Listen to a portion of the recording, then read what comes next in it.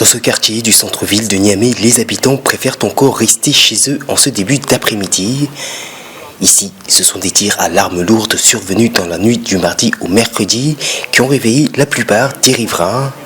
Et ce matin encore, les questions restent pour la plupart sans réponse. Du coup, j'ai entendu plusieurs tirs. Au début, je pensais que c'était des pétards. Et après, ça s'est enchaîné pendant plus de 30 minutes. Et c'est après que j'ai su que c'était en fait des tirs et tout ça. C'était effrayant.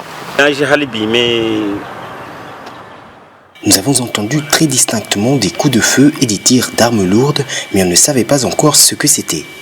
Pour l'instant, on nous a dit qu'il s'agissait d'une tentative de coup d'État, mais on ne sait toujours pas.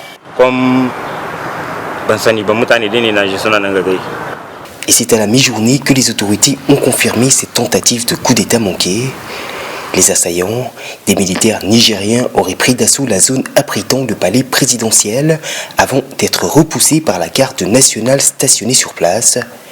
Face à la presse ce mercredi, le porte-parole du gouvernement décrit une situation désormais sous contrôle. Les investigations se poursuivent pour identifier et interpeller les auteurs et leurs complices afin de les mettre à la disposition de la justice.